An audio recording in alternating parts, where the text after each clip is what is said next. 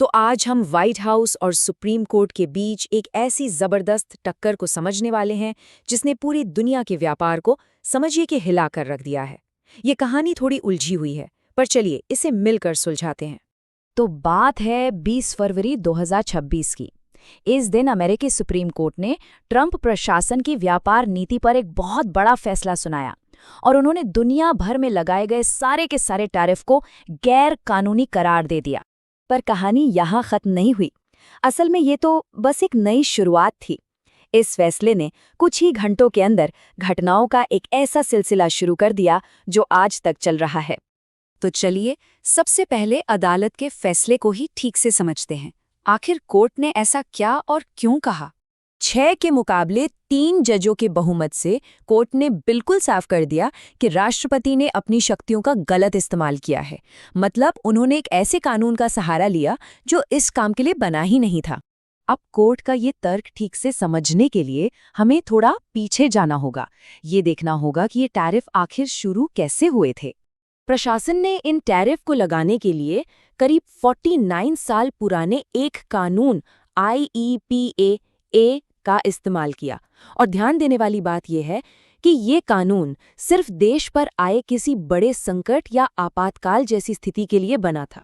यहाँ जो सबसे दिलचस्प बात है वो ये है कि कैसे एक इमरजेंसी कानून का इस्तेमाल धीरे धीरे इतना बढ़ा दिया गया। देखिए, शुरुआत हुई कुछ पड़ोसी देशों से और फिर देखते ही देखते अमेरिका के लगभग सभी व्यापारिक साझेदार इसकी चपेट में आ गए। जाहिर है, कानून के इस तरह के इस्तेमाल को फौरन चुनौती दी गई और यहीं से कानूनी लड़ाई का सिलसिला शुरू हुआ जो आखिरकार देश की सबसे बड़ी अदालत यानी सुप्रीम कोर्ट तक जा पहुंचा। कोई एक दो नहीं बल्कि 12 राज्यों ने मिलकर प्रशासन के इस कदम को चुनौती दी। उनका सीधा सा तर्क था कि राष्ट्रपति कांग्रेस की मंजूरी के बिना ऐसा कर ही नहीं सकते और इससे अमेरिकी हितों को ही नुकसान हो रहा है। मामला पहुंच गया सीधा सुप्रीम कोर्ट और जो अंतिम फैसला आया वो वाकई में चौंकाने वाला था। 6 जजों ने इन टैरिफ को अवैध ठहरा दिया और मजे की बात यह है कि इसमें खुद राष्ट्रपति की पार्टी द्वारा नियुक्त किए गए 3 जज भी शामिल थे।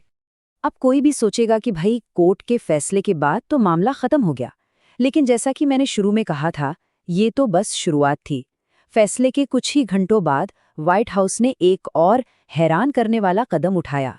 राष्ट्रपति ने तुरंत एक प्रेस कॉन्फ्रेंस बुलाई और न सिर्फ अदालत के फैसले की बल्कि उन जजों की भी कड़ी आलोचना की जिन्होंने ये फैसला सुनाया था। प्रशासन की अगली चाल यहाँ बिल्कुल साफ दिखती है। जब उनका एक कानूनी हथियार छीन लिया गया तो उन्होंने फौरन दूसरा उठा लिया।